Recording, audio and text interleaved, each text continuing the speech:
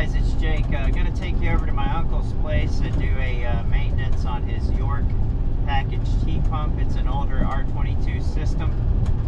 Added leak sealant to it years back and charged it up, and it's been holding since. I can't remember how many years ago that was. Right at the beginning of the winter, I guess it was back in November, I had to put a new defrost board in it, and I put in a new defrost thermostat. It's a time temperature control. In that video, I think I had set the time at 60 minutes, but I ended up changing it to 30 minutes. I can't remember if I included that in the video. We had a really cold winter, so I'm glad that you know, I did that. It was pretty brutal this winter. We had some real cold weather.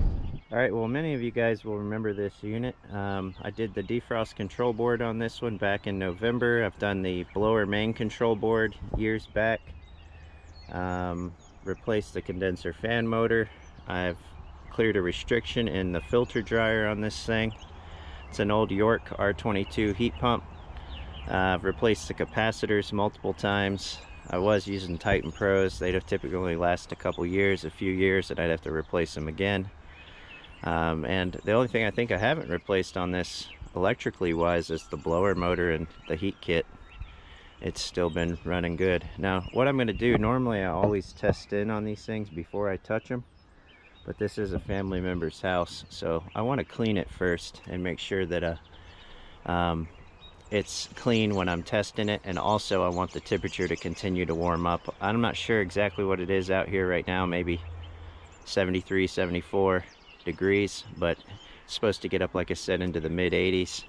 So as I clean this thing, I'll go ahead and clean the coil, get the debris, do all my capacitor checks and stuff like that, and get the debris out of it, all that stuff. I'm gonna use the green coil cleaner on the indoor coil and then hit it with some clean water. Nothing too strong, I just want to foam out any dirt that's in there, and that way when I test in on it, I'll have a little more load on the system. If you're doing this for yourself, I would advise always test in on a system before you touch it, because the homeowner, you know, can blame you and say, oh, well, it was working fine before you got here, and then you're in a pickle. But this is a family member's house, so I'm going to do it that way this time. Alright, so before I start washing the coil or anything and get everything around here soaking wet, I went ahead and shut the power off at the disconnect, and did test voltage, and we're dead there. I did use an OEM one source style contactor. I did have it on my van. I had to replace that. I've replaced the defrost control board. This is the board I replaced back in November. Initially I'd set the defrost time at 60 and ended up deciding to put it on 30 before leaving. I don't think I put that in the video, being that this is an older heat pump. We've had some burned wires, this one in particular here, and it's got one of them small, I think it's a 0.187 stake on there. And I've done this one, the board as well. This is the blower control board. Capacitor, last time I replaced it was 5/1 2024. I did a Mars USA made. And then I've done the blower run cap. I think that one is still actually a Titan Pro on there, and that was done a few years back now, a couple years back, I don't remember. And then I put in the defrost thermostat when I did the defrost board. I just put this Armaflex here and some outdoor UV rated tape to keep that thing from rubbing, and then added some zip ties in there. Don't want any rubs on this stuff, but yeah, that's what we got right now. I'm gonna go ahead and test the capacitor, contactor coil. This is a single pole contactor, so it should be around 15 ohms plus or minus 5, so anything above 10 or below 20 is okay. I can take this cover off and see if I have any burning on those contacts. I like to do that. And I'll check the capacitor here, and then I'm going to move over to the blower side and check that capacitor. I'm just going to do some initial electrical checks first, and then got to get all the debris out of here. You can see we got some little leaves and stuff in there. Lots of rust in the bottom of this cabinet. Okay, so initial checks here, everything seems to be fine. I went ahead and checked the Herm side of the capacitor here. It was reading 51. It's rated at 50 plus 5, 440. And the fan side was reading 5.1, so still dead on the money there. Anytime I take the stake-ons off, I like to kind of give them a good pinch with a pair of needle nose just to make sure they're tight. Looking at all these wires up here through the cabinet here, everything looked okay. I don't see any burning or anything like that, no loose connections. Went ahead and put my thermostat screwdriver on these, made sure that they're tight. Check continuity through all my fuses here, they're all good. I checked the coil on the contactor. I was reading 14 ohms, so that's perfectly fine. I got this taken off, and burning inside there is actually to a minimum, so I'm gonna call that okay. So that's everything checked here on the this electrical side. I will also have to check, you know, amp draws once I fire it up, but this just gives me a good little baseline. I'm gonna go over and check the blower run cap as well. This is a PSC style blower motor, so I need to make sure that the cap is good. I'm pretty sure it's a Titan Pro over there, but I'm not sure. I might have made it a Mars on this last change. Let's see what the coil here looks like. The coil got a little bit on it, but it's actually not bad. Not bad. I got a real light mix. I normally don't like to use coil cleaner on any older systems here. So what I got a real small amount, just a few fluid ounces of green coil cleaner, the concentrate, and I'm going to put at least a half a gallon of water on top of that. And I just want to hit it lightly here so that it creates a little bit of foam.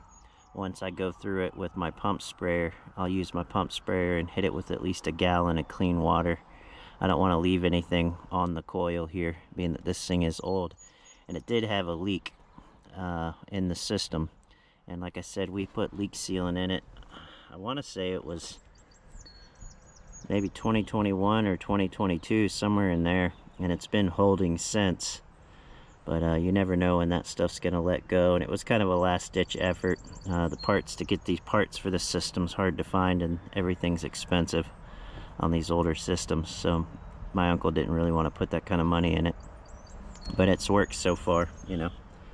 Alright, well, I'm going to hit this also with the cleaner. Just hit it with the pump sprayer, and then go through it with some clean water. And then I'll do some foaming drain cleaner. Actually, I don't even need to. I'll pull this apart and jet it out with the hose here. These aren't glued out here, so I'll just pull this apart, jet it with the hose, and make sure that I'm clear. Alright, so I'm hitting this coil first.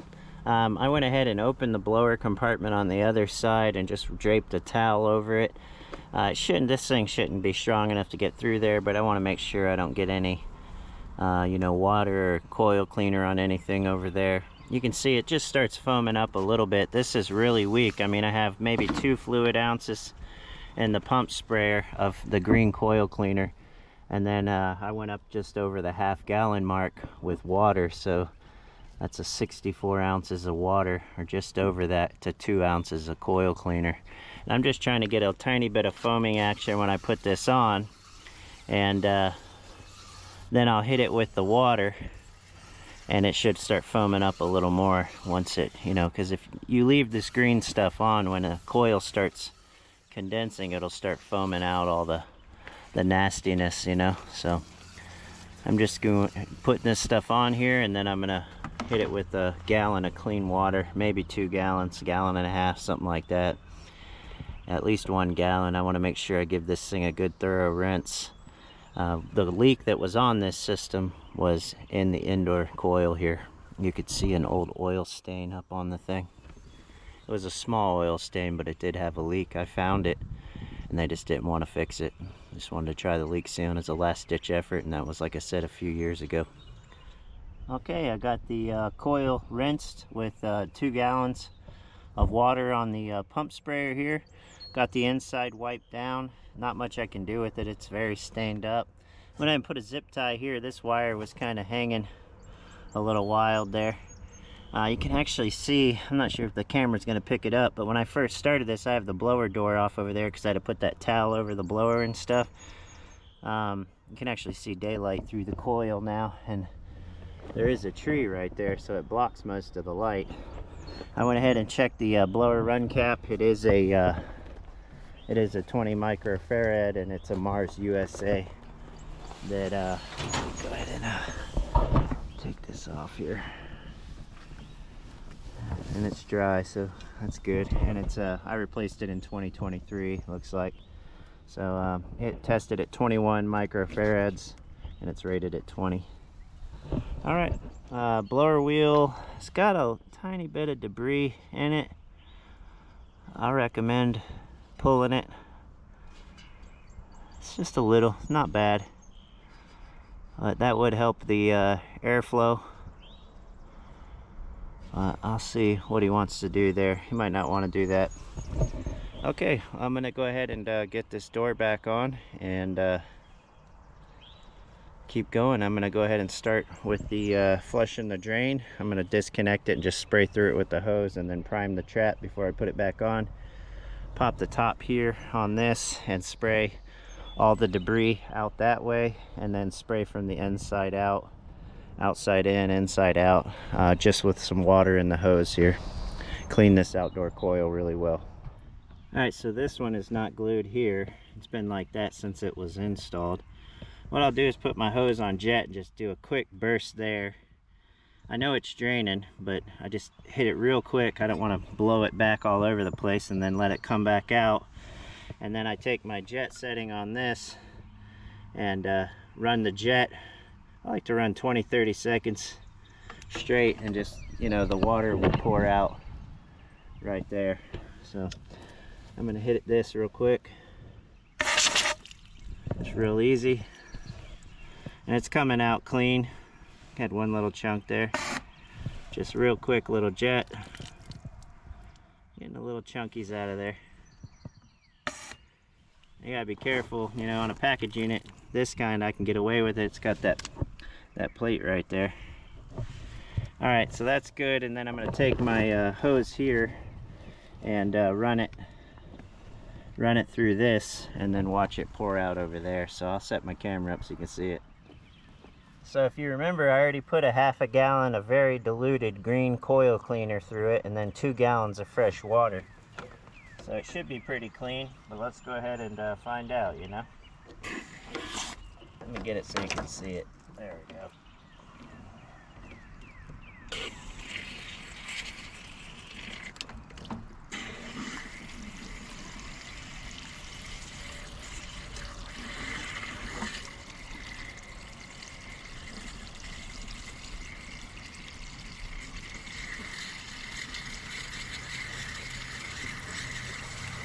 Yeah, it's coming out clean. I'm gonna give it one more spray off the camera so I can hold it at a better angle. I'm trying not to spray myself. I'm actually gonna just take it off of this and hit it, get a better angle on it. But you get the idea. I wanna make sure I'm jetting this really good, and then I wanna make sure that the trap is primed when I put it back on. Okay, a couple years ago I had put tape on these. This one here goes over there, and I put them on the ends to help keep the vibration down a little bit. I went ahead and waxed this part. You can see the part that I waxed and how it kind of shined it up there. Since I'm gonna have to put this back on, I got the inside completely sprayed out. That accumulator is looking really rusty, you know, it's pretty bad. And I went ahead and went from the inside to the outside, pointing it down. Every time I'm washing, I like to have it at a downward angle, and then I did from the inside to the outside again. So I'm going to go ahead and scrub this with the scrub brush here. You can see a little bit of algae growth down there. Get this top put back on. I went ahead and put wax on this, and then as well on the motor, just to help it, you know, any little bit we can do. Looks like I got a couple leaves I need to reach down in there and grab still. All right, well, that's what we got going so far. I went ahead and waxed this inner ring, and I'm going to make sure I have tape, Super 33 electrical tape on this, just to keep it from rusting. Gives it a little bit of a padding, less noise when it's running on these older machines. Okay, I got the top back on, and this is what I was talking about. You can see the wax. It actually really does some protecting and kind of shines this thing up. I'm just using the Turtle Wax and dry. I used the high gloss one, spray wax. My favorite I can't find anymore. It was a Turtle Wax Ice. It would shine the thing up for months, man, and restore plastics and everything. I haven't been able to find it. I think they discontinued it. But you can see I got these little pieces of tape under each of the screw points, and then on these as well.